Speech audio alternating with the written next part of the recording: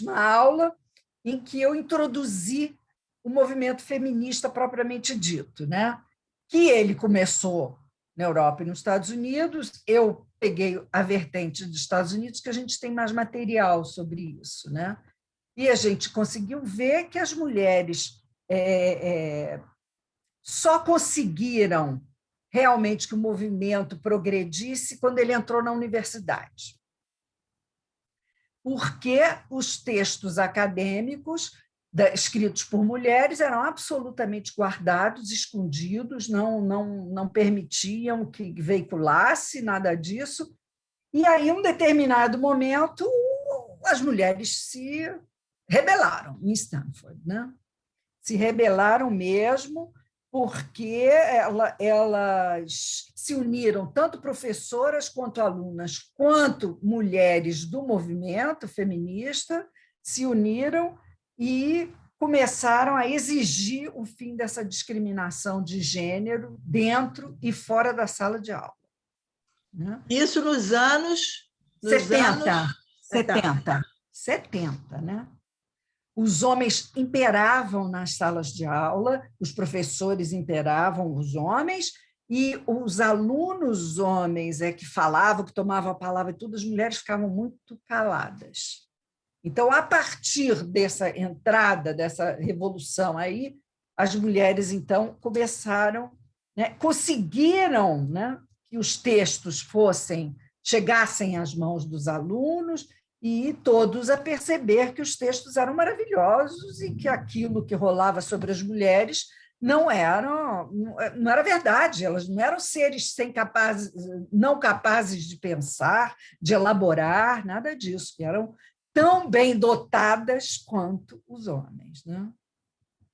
Sem dúvida, uma elite branca dominava, se declaravam donas do movimento, e a grande verdade é que o poderoso sempre exerce o poder, né? Se a gente deixa, o poderoso toma o poder e fica lá bonitinho. Agora, nós vamos ver como é que foi a entrada aqui no Brasil. E eu descobri coisas muito interessantes que eu não sabia, que então eu vou passar para vocês, que igual lá fora, sempre se propôs o movimento como um movimento de mulheres contra o sexismo, nunca movimento anti-homem, por favor, porque foi o que mais rolou, né? As feministas eram consideradas de mulheres que não eram anti-homens. E o movimento aqui era contra o sexismo, contra essas condições de aversão e inferiorização do feminino, transformadas em práticas rotineiras de subordinação das mulheres. O desenvolvimento do movimento de mulheres durante esses últimos 100 anos se constituiu como uma poderosa narrativa de desconstrução dessa estrutura patriarcal que vigorava aqui, das desigualdades históricas estabelecidas entre homens e mulheres, a partir da denúncia dessa posição secundária na sociedade que a mulher tinha. E aí eu trouxe alguns acontecimentos pontuais que aconteceram no século XIX, porque eu achei assim absolutamente genial e eu confesso a minha ignorância. Em 1800, então, mulheres que se sobressaíram, né? Em 1822, a princesa do Brasil foi a arquiduquesa Maria Leopoldina de Habsburgo, mulher de Dom Pedro I. Ela exerceu a regência, a primeira regência do Brasil. Durante esse período, ela presidiu a sessão do Conselho de Estado, o qual deliberou pela separação entre os dois reinos. E, nesse ano, então, ela foi coroada imperatriz, né? Isso era uma coisa para uma mulher ter esse poder, né? Exercer esse cargo, era uma coisa assim fantástica. Em 1827, houve a primeira lei sobre educação das mulheres, permitindo que frequentassem as escolas elementares, não é ensino médio, faculdade, não, escola elementar. Aí que as mulheres foram permitidas estudar alguma coisa. Em 1832, Nísia Floresta publica no Recife o livro o direito das mulheres e a injustiça dos homens. Ou seja, as mulheres começando a botar as manguinhas de fora, conseguindo falar de alguma coisa. Em 1860, uma professora negra maranhense, Maria Firmina dos Reis, publica o primeiro romance abolicionista brasileiro. Então, a gente vê como o movimento abolicionista teve contribuição das mulheres para libertar os escravos. Em 1873, um jornal feminista que Francisca Senhorinha da Mota edita em Minas Gerais, chamado O Sexo Feminino. Fiquei chocada. Falando, algum jornal falando de só ter a palavra sexo, em 1873, achei fantástico. Então, a gente vê que um pontual aqui, um pontual ali, não sei o quê, como a coisa vai se delineando para que as mulheres pudessem ter voz. Depois, em 1879, o governo imperial autoriza as mulheres a frequentarem instituições de ensino superior. Mas aí, segundo o que eu li, foi um número assim irrisório, não vingou, é como se não tivesse ninguém lá. Em 1885, aí uma coisa popular, que foi muito importante. A Chiquinha Gonzaga estreia como maestrina, ou seja, uma mulher num lugar de poder com homens, né? na orquestra de homens, e ela uma maestrina. É uma coisa bacana, né? Depois, em 1887, Rita Lobato Velho Lopes se diploma como a primeira médica pela Faculdade de Medicina da Bahia. Aleluia, tivemos uma formanda. 1887. Em 88, a princesa Isabel, então, sanciona a lei que aboliu a escravatura. Em 1890, é encenada no Rio uma peça de teatro chamada O Voto Feminino, de Josefina Álvares de Azevedo. E aí, nos próximos 10 anos, acontecem várias greves operárias por melhores condições das costureiras, das operárias e tudo mais, né? Mulheres começando a botar as manguinhas de fora.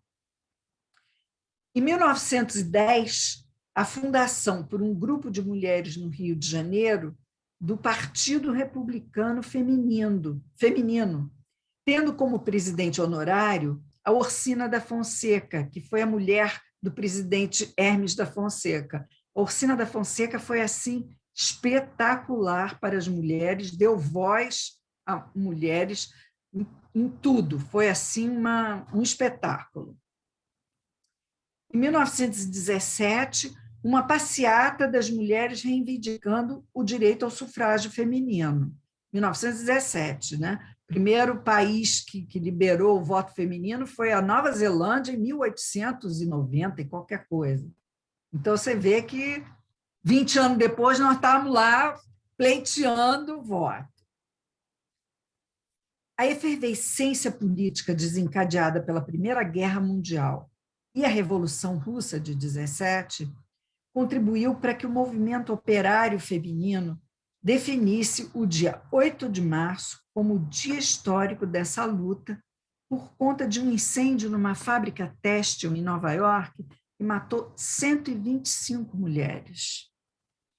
E também pelas inúmeras operárias mortas na Revolução Russa. Em todo o mundo, a definição desse dia 8 de março foi dia para celebrar as lutas das mulheres pela cidadania e pela igualdade na família e no trabalho. É verdade que essa data depois foi um pouco esquecida, relevada, e nos anos 70, com a entrada do movimento realmente acontece, né, nos anos 70, essa data, então, é promulgada como o Dia Internacional da Mulher, no mundo inteiro. Mas estão lá na guerra, pós-guerra e Revolução Russa. Nós tivemos a Berta Lutz, que era a bióloga casada com o Adolfo Lutz, né? Que soube aproveitar com maestria da conjuntura conturbada da década de 20. Nesses anos, foi fundado o Partido Comunista Brasileiro, aconteceu a Semana de Arte Moderna, as revoltas militares, a Coluna Prestes, um monte de coisa. E toda essa ebulição social favoreceu a fundação da Federação Brasileira para o Progresso Feminino. E, com ele, Berta Lutz passou uma década de negociações com políticos e instituições em busca de apoio e luta para o direito ao voto das mulheres. Em 1932, então, o direito foi instituído, o Código Eleitoral Brasileiro, então, dizia que todo cidadão maior de 21 anos, sem distinção de sexo, poderia votar. Ela tenta ainda uma vaga de deputada federal, mas perde nas eleições. Os homens boicotavam assim direto. Ela acaba conseguindo se tornar suplente de um camarada. Várias outras mulheres vão se animando para isso. As sufragistas tinham um certo olhar de protecionismo e de solidariedade para a organização e os avanços das mulheres trabalhadoras. Aos poucos, foi se abrindo o acesso à educação e se abriram os portões das escolas de ensino médio e superior. Mas só com a reforma Capanema, no governo do Getúlio, foi que se consolidou mesmo o acesso feminino ao ensino superior brasileiro. Apesar de aberto o espaço político às mulheres, até a Constituição de 1988, a presença das mulheres era pífia. Entre 1932 e 1964, o Brasil só teve 2 deputadas federais, algumas estaduais e pouquíssimas prefeitas.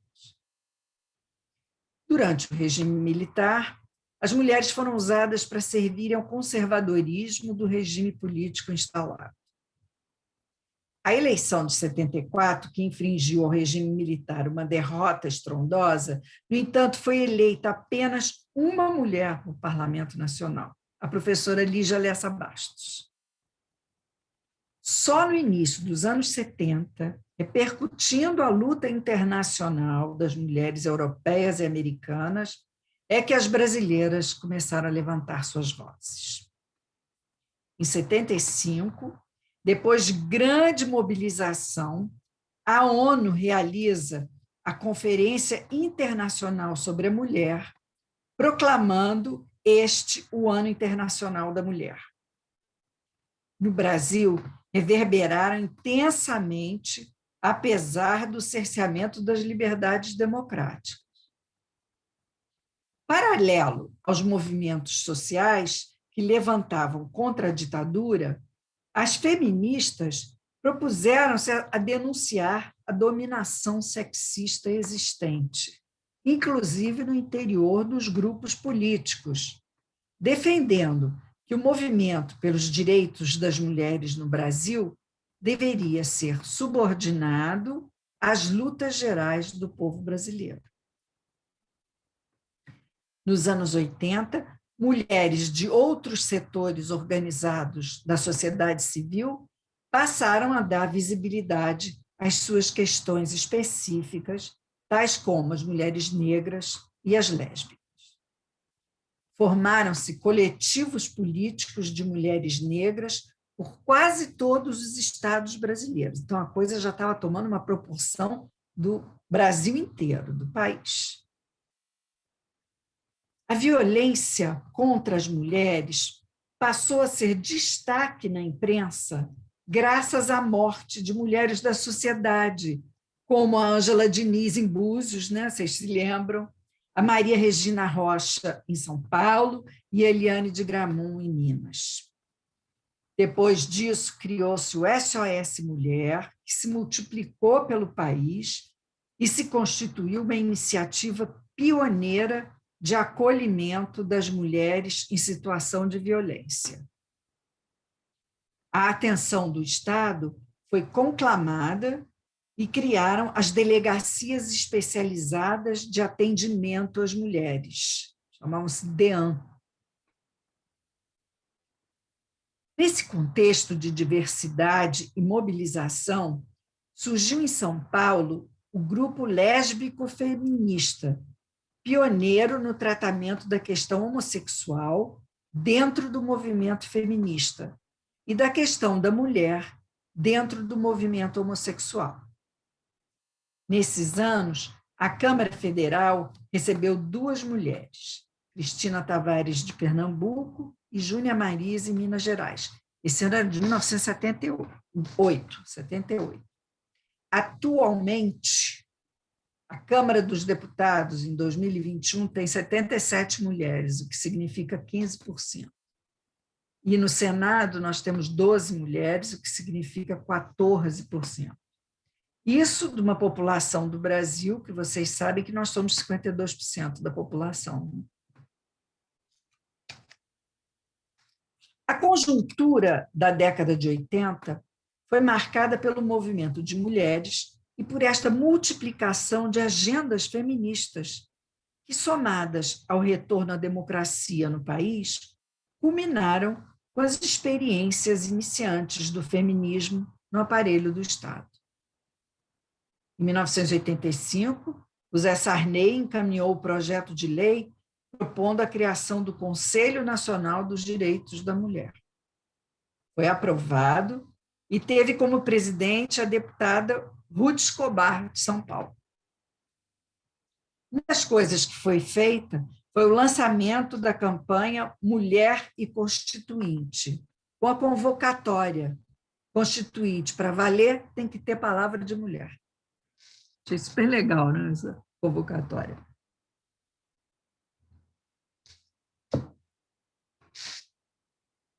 ,80% das demandas femininas foram contempladas na Constituição de 88.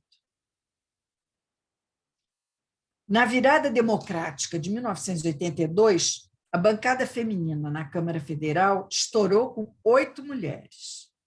Em 86, a convocatória propagou as lutas feministas, permitiu que 24 mulheres fossem eleitas para a Câmara. Quer dizer, em 6 anos, de 8 a gente passou para 24 mulheres na Câmara.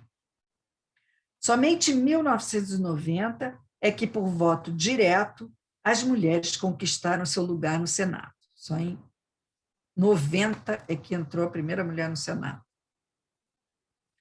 Daí por diante, começaram a aparecer até governadoras. A Rosiane Sarney, no Maranhão, foi a primeira, depois algumas prefeitas, a Maria Luísa Fontinelli, em Fortaleza, a Luísa Arundina, em São Paulo. Na sequência, as mulheres brasileiras lançam a campanha Mulheres Sem Medo do Poder, com os objetivos de deflagrar um amplo movimento para estimular as mulheres a se filiarem a partidos políticos e, assim, possibilitar um maior número de candidatas às eleições.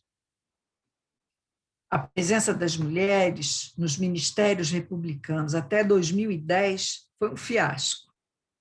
Em 121 anos de república, a sociedade brasileira só teve 18 mulheres que ocuparam pastas ministeriais como efetivas e interinas, várias interinas.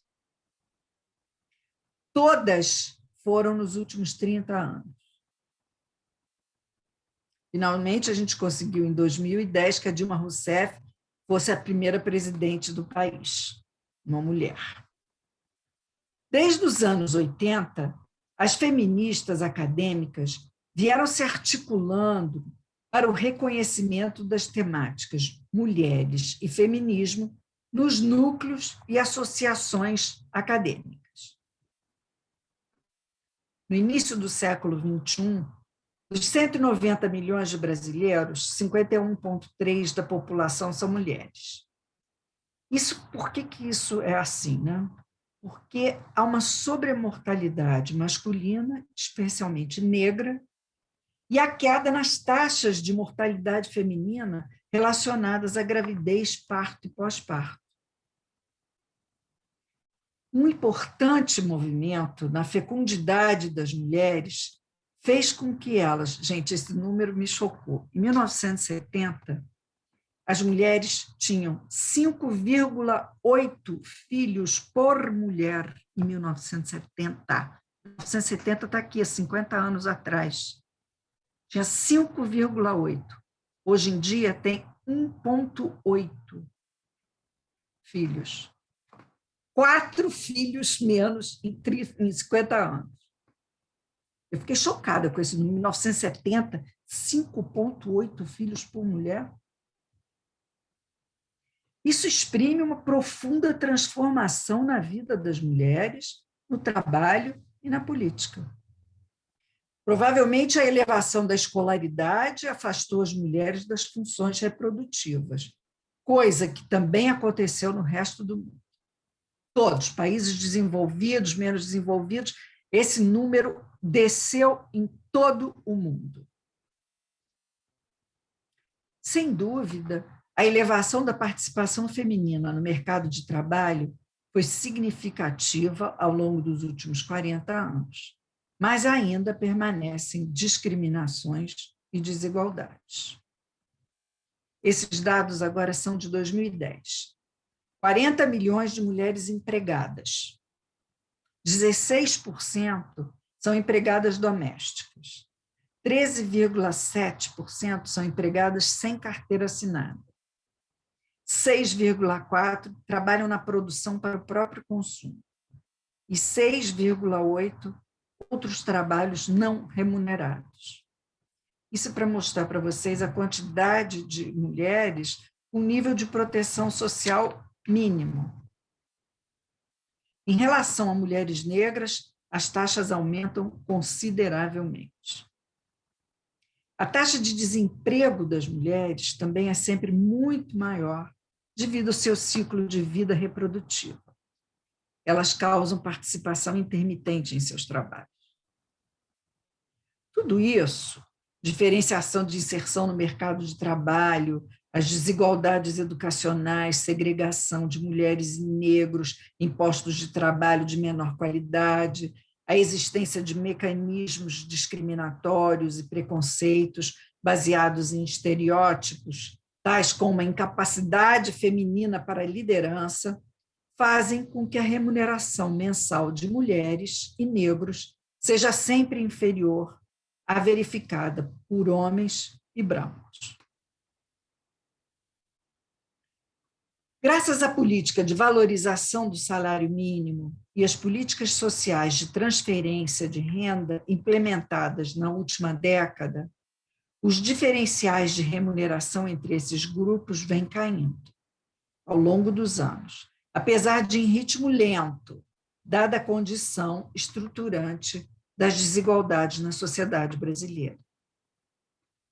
Há uma tendência contínua de redução do hiato salarial entre homens e mulheres na economia brasileira. Há, sem dúvida, um processo de fortalecimento da autoeconomia feminina que atingiu de forma desigual as mulheres de grupos raciais, mas que ainda está longe de representar o alcance de patamar de igualdade de gênero. Ainda estamos muito pouco representadas na Câmara e no Senado, pois nossa média é de 9,6%, enquanto nas Américas a média é de 22%. Não podemos esquecer a questão da violência contra as mulheres. Há elevados percentuais de violência doméstica no país, cometidos contra meninas e mulheres, no geral dentro de suas próprias casas, pelas mãos de pais e maridos ou companheiros e ex-companheiros. A aprovação da Lei Maria da Penha, de 7 de agosto de 2006, foi algo que ajudou muitíssimo a coibir a violência doméstica e familiar contra a mulher. A criação da Secretaria Especial dos Direitos da Mulher legitimou a elaboração e implementação de políticas públicas para as mulheres no aparelho do Estado, que tem como objetivo a eliminação de todas as formas de discriminações e igualdades de gênero e raça e etnia, e a consolidação de plenos direitos humanos e cidadania para as mulheres. 2 conferências foram feitas para a resolução de 2 planos de políticas para as mulheres. Planos esses que foram uma conquista de toda a sociedade brasileira, impulsionada especialmente pela atuação do movimento feminista e de mulheres. É resultado também da ação silenciosa e contínua de mulheres anônimas que enfrentam no cotidiano de seus dias as dificuldades impostas por uma sociedade que ainda tem muito a se desenvolver em direção à igualdade de gênero. As mulheres brasileiras, em todas essas lutas, entraram no século XXI com uma presença crescente em todos os níveis de ensino no Brasil, tendo começado o século XX analfabetas, ou seja, em 100 anos elas galgaram um monte. Elas hoje em dia, a maioria do ensino médio, dominam o ensino de graduação e já tem um número maior de bolsas de mestrado e doutorado no país. Ou seja, as mulheres tendem a se qualificar mais que os homens para ingressarem no mercado de trabalho, e o que, no entanto, ainda não se reverteu em salários mais elevados ou em ocupações de postos de decisão e poder, como também não significou a desobrigação das responsabilidades domésticas e dos cuidados familiares. As mulheres atuais são muito diferentes de nossas mães e avós, mas ainda persistem na economia e na cultura valores patriarcais que as mantêm em posição de subordinação na sociedade.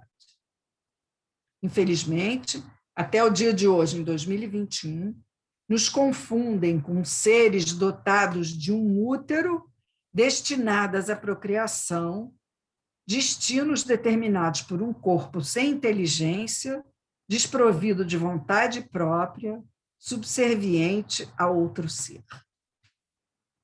E aí eu fui ler aqui, ali, né? Estou lendo um monte de coisa, e aí eu já contei no começo, mas algumas pessoas não ouviram. No Brasil colônia, as leis portuguesas, o sexo feminino fazia parte do imbecilitus sexus, ou sexo imbecil, uma categoria a qual pertenciam as mulheres, as crianças e os doentes mentais. Em 1910, as mulheres estavam se capacitando para serem professoras primárias, já que, segundo os homens, elas tinham muita ternura para se comunicar com as crianças. Então, aquilo era permitido para elas. Mas elas tinham que ser solteiras ou viúvas. Se casassem, perdiam a profissão. Em 2010, 85% das professoras de educação básica são mulheres. Então, vocês veem que a gente conquistou muita coisa nesse último século, né? Bem, gente, da próxima vez nós vamos falar sobre a violência com as mulheres, que eu estou escandalizada com o que eu ando lendo. Mas tem muita coisa interessante. E aí? Márcia? Márcia, isso. Acabei de ler aqui. Fale, Márcia.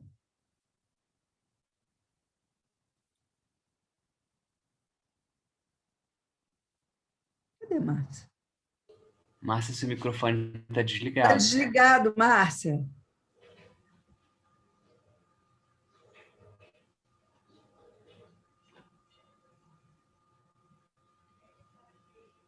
Não sei. Também não. Ela botou aqui, gostaria de fazer uma pergunta, mas tem 1 minuto que ela botou isso, então ela está por aí. Deve estar com algum não conseguindo. Pode ser. A Isabela quer fazer uma pergunta. Aí Isabela Guimarães. Vamos lá, Isabela. Depois a gente fala. Tá. Oi, tudo bem? Tudo bom? Joia. Eu quero só fazer um acréscimo, na verdade, mas acho que você vai acabar entrando sobre isso na próxima aula.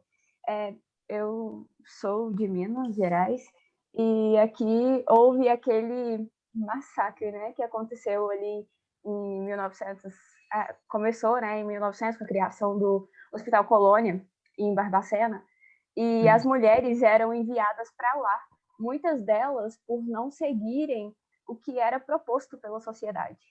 Então, no caso, você disse que as mulheres eram consideradas inferiores intelectualmente. Então, se as mulheres ousassem, não era só aqui as mulheres de Minas, mas de outros lugares também, mas se as mulheres ousassem não seguir o que era proposto, elas eram mandadas para lá.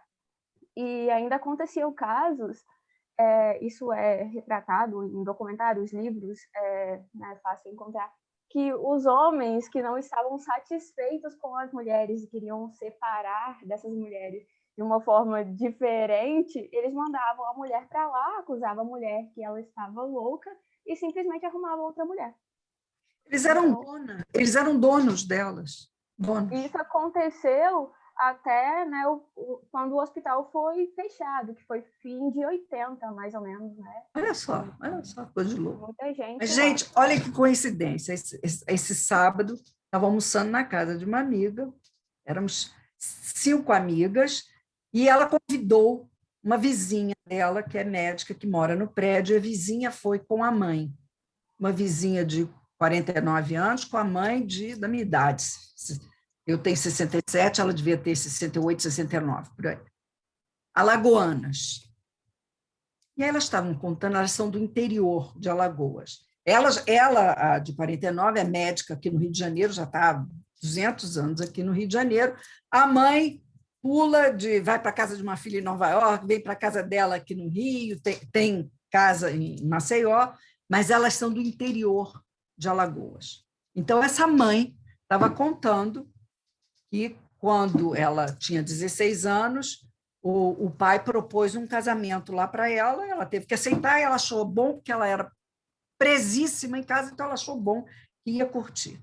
Ela contando, ela não tinha noção do que era casar, trepar, nada disso, não tinha noção.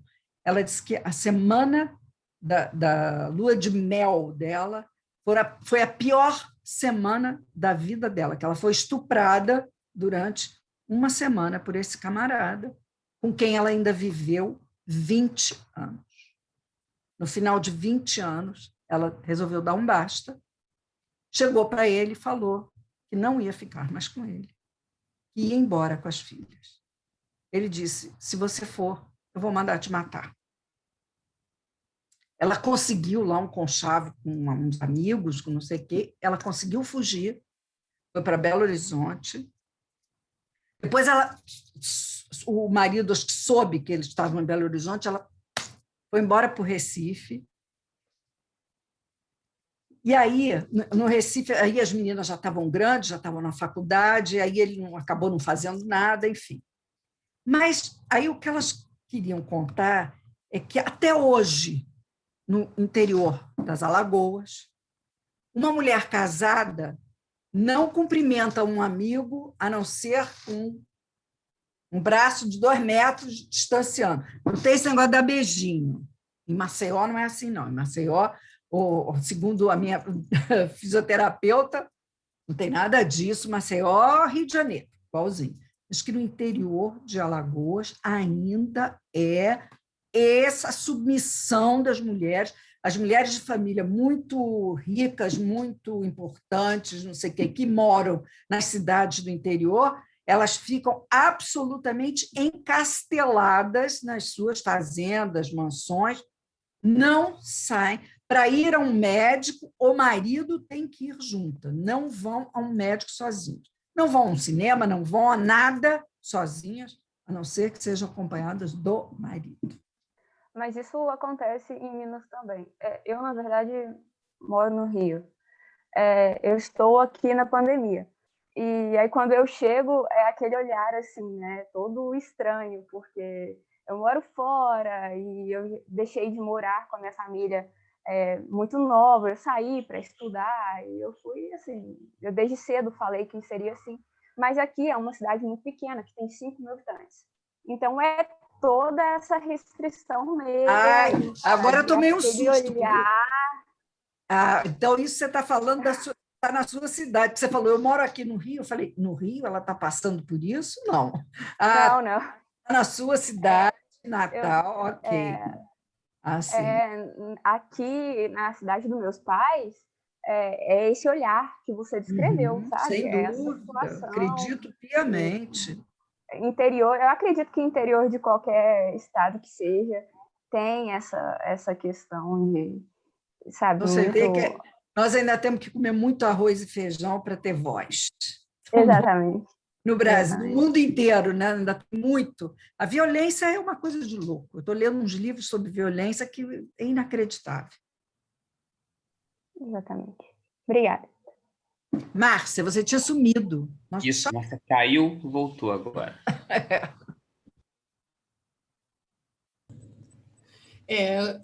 Computador machista esse, né? Ele fala quando ele quer. Quando quer. Mas eu insisto. Você manda nele, né? Eu tento, né, negociar. Né? Aqui ninguém manda em ninguém, mas vamos negociar.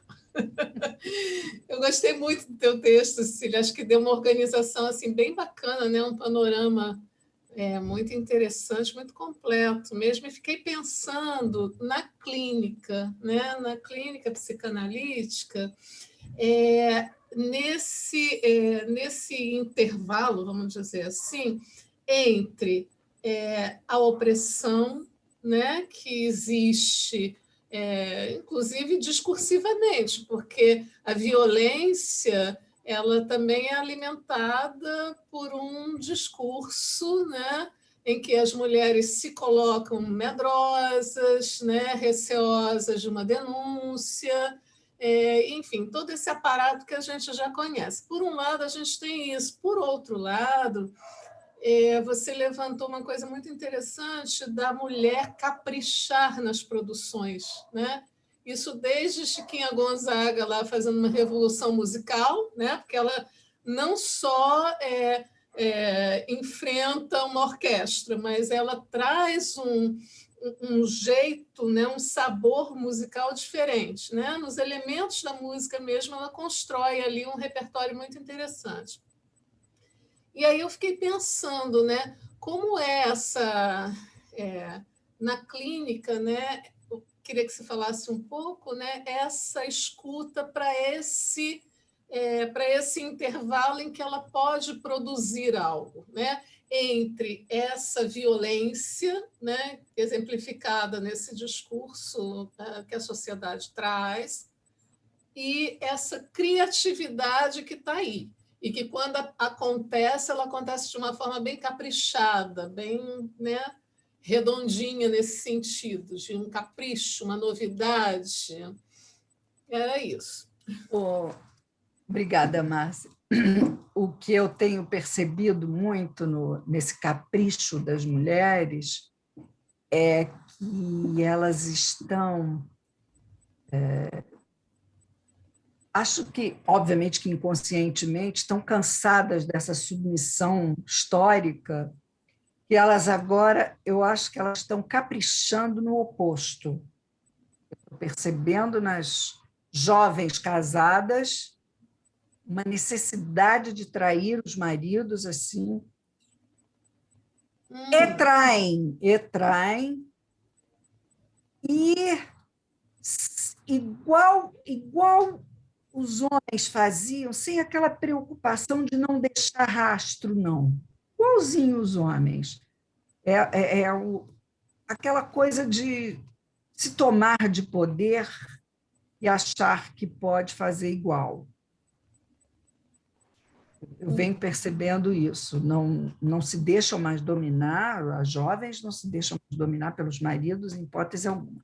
E isso você vê na fala das pessoas mais idosas, que você atende, as senhoras, ainda tem.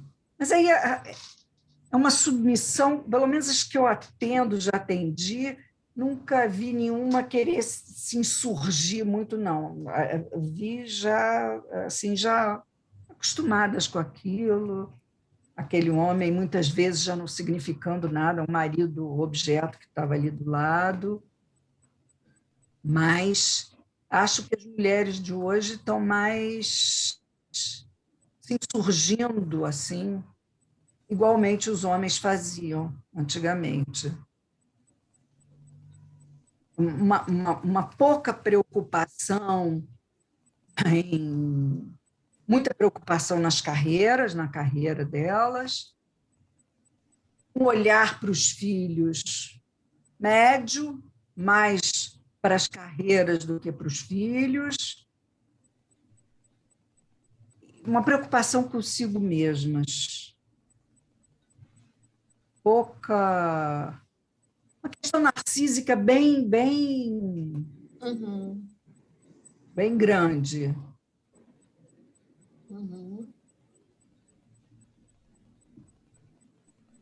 O que você acha?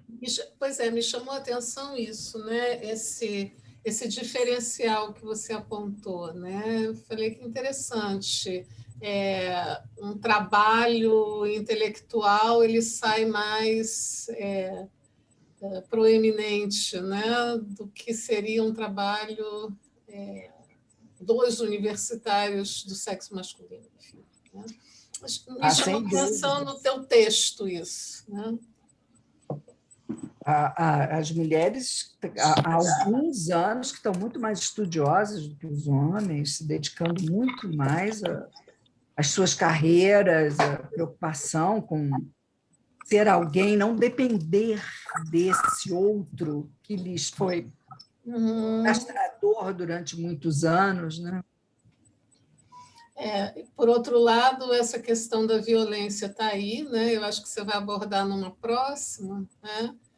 Que amordaça um tanto, né, esse diferencial que você apontou, talvez. E a gente fica pensando...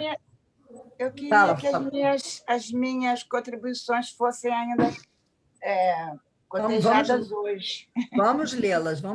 Cadê, Tereza? Aqui. O machismo também está nas mulheres.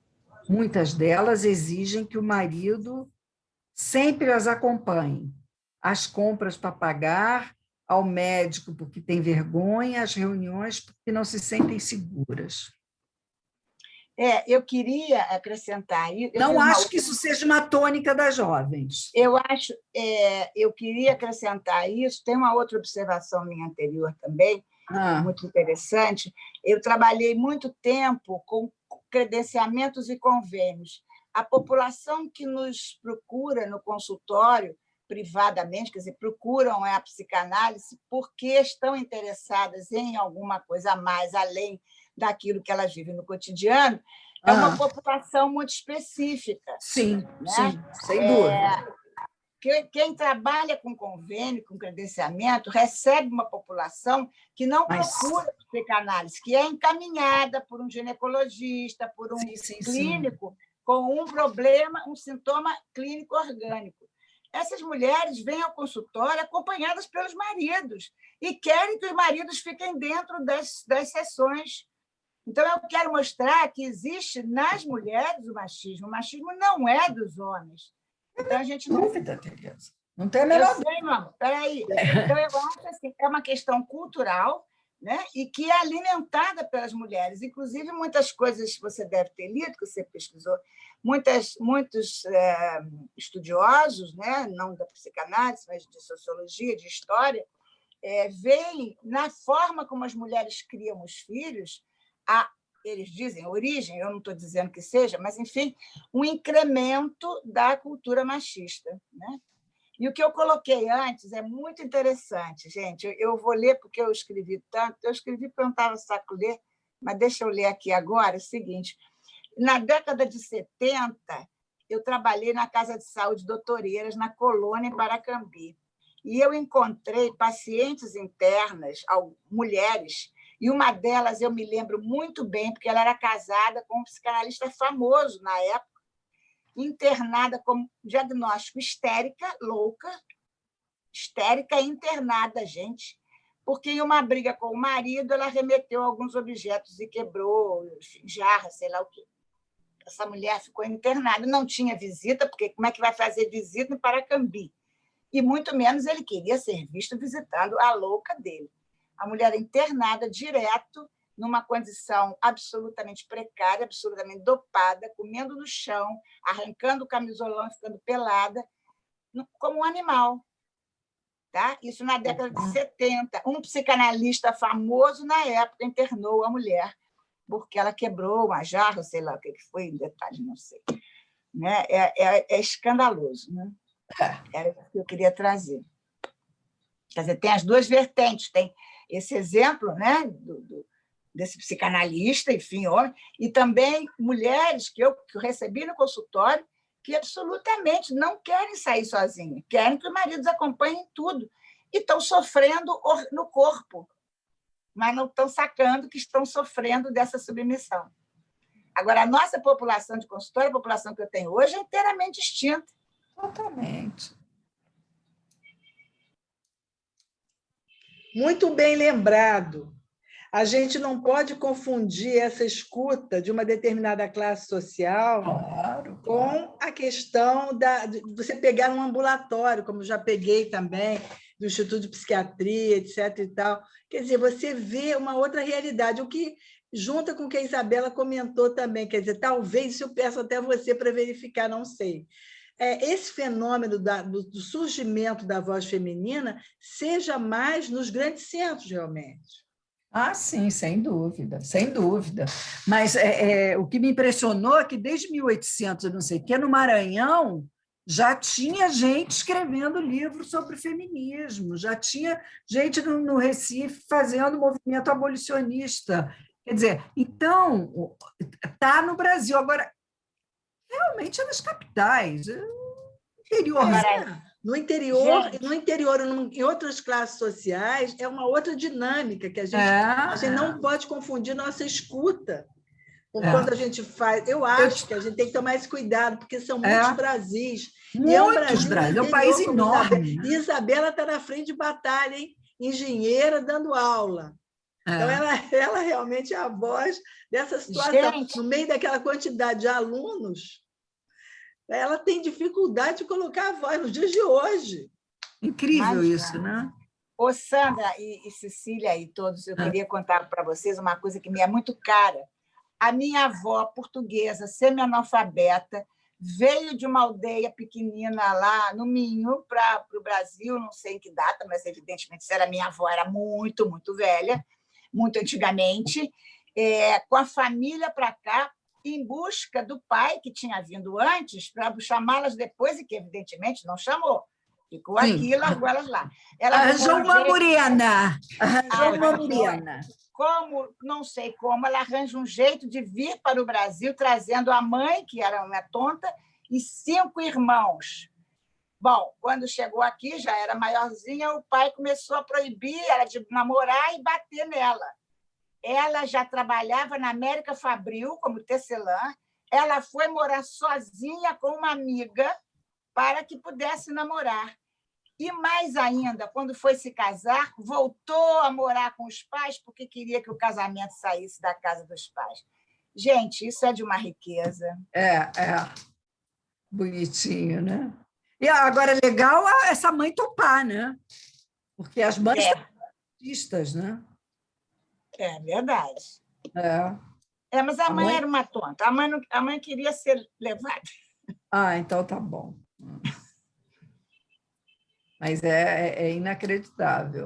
Não, acredito que aí, eu tinha curiosidade de saber, porque, por exemplo, o interior de São Paulo é um espetáculo, né? Não difere em termos de... As universidades são espetaculares. Agora, eu tinha interesse em saber, por exemplo, no interior das Alagoas, as universidades que tem por lá. Quer dizer, Minas tem cidades fantásticas, né? Mas se você parar para pensar nas cidades menores, as universidades, né? O nível de estudo dessas mulheres é um nível bacana, né? Não, Como tem de é? tudo, Cecília, tem de tudo. Tem gente no top, independente, feminista. Porque isso acontece, Tem. o que essa moça contou, essa médica, ela contou que isso é da classe alta lá das Alagoas. Tem de tudo, Não tem de é? tudo. Ah, a Tem uma mulher. contribuição aqui de uma moça chamada Ariane, ela colocou nos comentários, ela colocou sobre esse caso que a senhora falou, né, de Alagoas e tal. Ela botou assim: sim, verdade, tem um caso de uma moça de 16 anos que o pai mandou ela para o Hospital Colônia só pelo fato da filha discordar dele, considerada rebelde. E ela falou que é de Maceió, e realmente Maceió é outra coisa. É outra coisa. É diferente. Não, eu fiquei tão escandalizada esse final de semana que, quando chegou segunda-feira, eu fui fazer fisioterapia, fui para a minha fisioterapeuta: escuta, me conta de Maceió. Nada disso! A gente se beija, beija os amigos. Falei, que bom, não tem nada disso. Que é inacreditável, né? Esse falso pudor, falso. Agora, o machismo ainda impera, em cidades afora, não tem a menor dúvida. Fala, minha queridinha, está um pouco Agora, atrasada, já acabou a aula. não, eu estava assistindo do celular e a bateria estava acabando. Aí eu queria bom. fazer um comentário mais e de repente você tem alguma coisa a dizer sobre isso, porque me chamou a atenção uma coisa que, é claro, a gente observa. Eu também fiz uma pesquisa de doutorado sobre violência na família, mas na época era uma pesquisa centrada em escolas, né? Como que a escola, narrativas de violência, como que a escola, o que ela fazia com aquilo. Quer dizer, no momento que ela percebia que um jovem, um aluno, estivesse passando por qualquer situação, qual era a ação da escola, enfim, a gente já sabe que tudo vai nessa linha aí, né? Que você tem no caso dos adolescentes, das crianças, tem o ECA, mas tem um monte de coisa que faz tudo para a coisa não emplacar, não funcionar, você tem um nível de violência muito grande. E você tinha relatado violência dos pais, jovens sofrendo violências de padrasto, essas coisas sexuais ou violências físicas, né? Violências físicas muito destinadas aos meninos. Muito, muito incrível isso, muito aos garotos. As meninas que eram relatadas, muito tinha essa coisa. E as crianças, meu amor? É isso que eu estou falando, de crianças, é isso que eu estou falando. Na minha pesquisa, tinha uma escola da zona oeste do Rio, uma escola pública, muitos relatos de crianças queimadas chegando na escola e caladas, né? Então, enfim, foi um choque enorme, porque eu cheguei lá achando que eu ia ouvir falar só de surra e violência policial mesmo, ou alguma coisa de droga e tal, que rola, né, no monte de escola, mas eu ouvi coisas que eu nunca pensei. Parece que a gente está vivendo um período assim de que você achou que já tivesse sido superado em alguma medida. E tem uma história muito, muito comprida, muito longa, e essas contradições todas. A minha pergunta, Cecília, para você, o que eu fico pensando quando você relata, minha filha trabalha, coincidentemente, com esse tema do gênero, e ela faz até uma pesquisa muito grande sobre mulheres na política, acho até que quando ela tiver a oportunidade ela vai gostar de te ouvir. E a gente sabe de tudo isso, né? Da questão da mulher como a mulher é tratada, a questão do machismo. O machismo da mulher tem machismo de tudo quanto é natureza, e essa coisa, essa humilhação também que a mulher sofre. Agora, me chama a atenção que no momento quando as coisas começam a ser questionadas, e se começa a pensar que as jovens, eu imagino que sejam muito...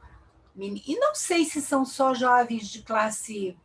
Eu pensei assim, jovens mais de classe média alta, né, no sudeste do Brasil, o sul, em que elas tenham elas adotem como um tipo de revanche, não sei, esse comportamento como o comportamento do homem, faz uma mudança, né? Dessa coisa da infidelidade, dessas coisas, de não querer uma relação, de fato, uma conjugalidade, de não buscar uma relação que seja construtiva e boa, aquilo que a gente sempre achou que todas as pessoas que estão desejando, né? E aí você vê pessoas esclarecidas e também atuando dessa maneira.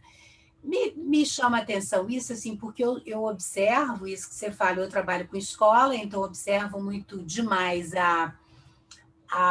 também nessa minha pesquisa tinha relatos incríveis, sabe, de uma mãe encontrar, e claro, né, uma mãe encontrar com o amante depois levar a filha para o motel para ficar aguardando ela, entendeu? Coisas desse tipo em escolas de classe média alta, que frequenta, né, essas coisas. Então, assim, por que, né, que a situação, eu não sei se ocorre em outros países na mesma medida, se essa manifestação é do tamanho, né, da opressão sofrida. O Paulo Freire tem uma frase que ele fala: o pior opressor é aquele que foi oprimido, então acho que faz um sentido para a gente essa fala. E por que essa dificuldade da sociedade de encontrar um ponto de convergência, um ponto mais apaziguador, quer dizer, o que se entende como o papel do homem e da mulher, ter que ser sempre um lugar de conflito e de uma luta de poder de extremos. É uma coisa cultural também, está ligada a essa coisa da gente ter vivido tanta opressão, ou é uma sociedade que ela é muito fomentada, fundada na questão da violência, na questão da divisão, é uma coisa que passa por essas sociedades, é uma coisa que a gente está ainda um pouco atrás no processo civilizatório, a gente ainda está brigando né, jogando pedra de um lado e de outro, então é essa forma como a gente está se relacionando. Eu não vejo muito uma discussão sobre essa, até se tiver, eu gostaria até de ver, porque eu vejo, sim, essa coisa da luta da mulher, do feminismo, do movimento hoje feminista, muito forte, muito importante, mas também, como você falou, me parece que é uma troca de lugar, muitas vezes. Não estou falando de todos, porque eu conheço feministas fantásticas, pessoas fantásticas com relações bastante éticas e bastante sérias com o outro, né? Que não é. Mas, assim, o que você acha? Eu não sei se alguém aí sabe. Por que esse movimento tem que ser tão antagônico? Por que ele não pode buscar algum tipo de convergência? Ô, Isabel, não sei se eu vou saber te responder, mas foram tantos séculos, não vou dizer nem anos, séculos, de submissão, que eu acho que agora, na cabeça das mulheres, não há a menor possibilidade de um homem querer mandar nelas. Sabe aquela coisa, depois de uma onda gigantesca, vem uma maré assim, aí depois vem a outra. Eu acho que as mulheres estão assim, tipo, não suportando qualquer fala machista de um homem. Mas, assim, são mulheres que não viveram... Só um pouquinho, Tereza, só para eu terminar esse ponto, assim, para ver se eu também... Eu estou falando e pensando também, né? E, obviamente, vou falar com opinião, eu não tenho observação, eu trabalho com pessoas, assim como vocês, a gente também está o tempo todo se olhando em volta e se questionando. Mas não são mulheres que elas próprias viveram isso, né? A sociedade viveu, não elas. E no momento que os homens, muitos, eu tenho sobrinhas, né? Irmãos também, é uma questão que tem uma participação muito interessante na vida familiar, né? Estão tendo uma visão completamente diferente de muitas pessoas, né?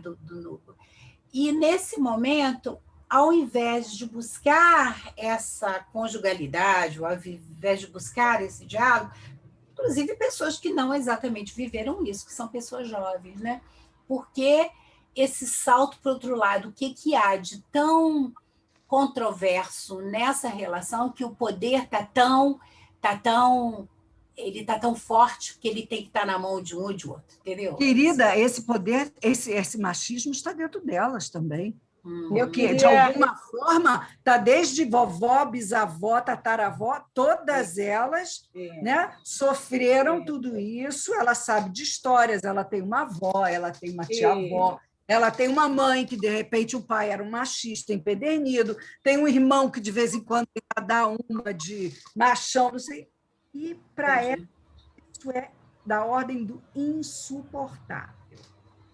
A gente está num grupo, num trabalho, né, que é esse cartel, esse seminário de sexta-feira, falando da questão de gênero.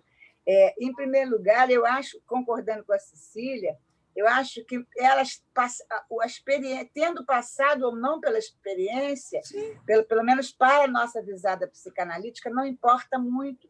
Muitas vezes, a convivência com uma experiência de uma mãe submetida é muito mais marcante do que a própria experiência de um submetimento.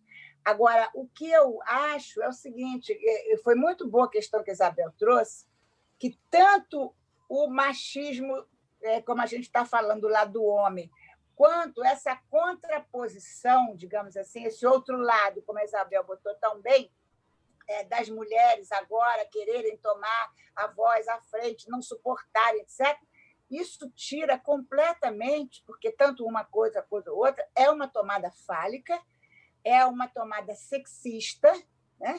E, portanto, tira completamente o lugar do feminino, que está tanto para a mulher quanto para os homens. O lugar do feminino é o lugar do sujeito submetido à linguagem, como eu estou falando do ponto de vista da psicanálise.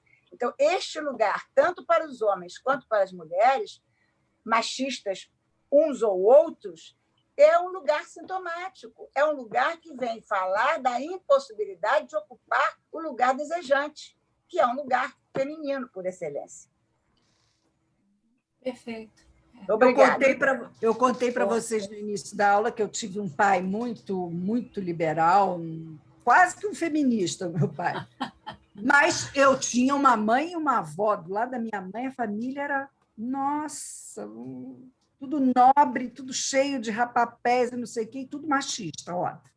E quando meu filho teve bebê, eu via ele encantado com aquele bebê, trocando fralda. Inicialmente, eu ficava assim, meu Deus do céu, esse menino vai passar o fim de semana cuidando desse bebê. O pai nunca trocou uma fralda, e ele sabe disso.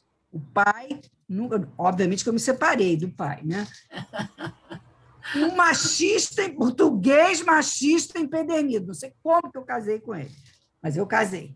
Enfim, e ele é um pai 4 pelo filho, que faz tudo com o bebê, sai, passeia sozinho, sem mulher, sem não sei o quê, troca a fralda, dá comida, bota para dormir, tudo. No início, aquilo, eu ficava assim. Aí eu dizia, Maria Cecília, olha o seu machismo. Qual é o problema? Se ele fosse a mãe não faz isso, por que ele não pode fazer? Eu tinha que chamar a atenção de mim mesmo, porque eu ficava assim, quase que um coitado, ele vai fazer isso, como se fosse, né, errado um homem agir daquela forma. Então, interessante. Pega um machismo, por mais que não tenha tido um pai, né? Mas avô, avó, tudo machistérrimo lá atrás, histórias de machismo fantásticas. A gente carrega.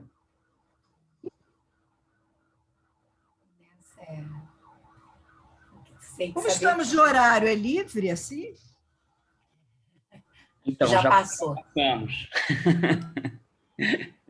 Adorei, Cecília. Gostei de ver a Sandra aqui também. A Isabel. Agora só em junho, meninas. Que pena. É porque hoje na verdade, eu estou fazendo pela Emília, que a Emília está em São Paulo. A Emília está de namorado novo, agora nós não vamos ver a Emília nem tão cedo. Então tá bom. Então tá bom. A causa é boa. Tereza e eu vamos ter que trabalhar o dobro. É uma boa causa. Uma boa causa. Tchau, Tereza. Tchau, Alexandre. Tchau, gente. Boa noite. Oi, Tchau. Márcia. Boa noite. Boa noite. Tchau, querida.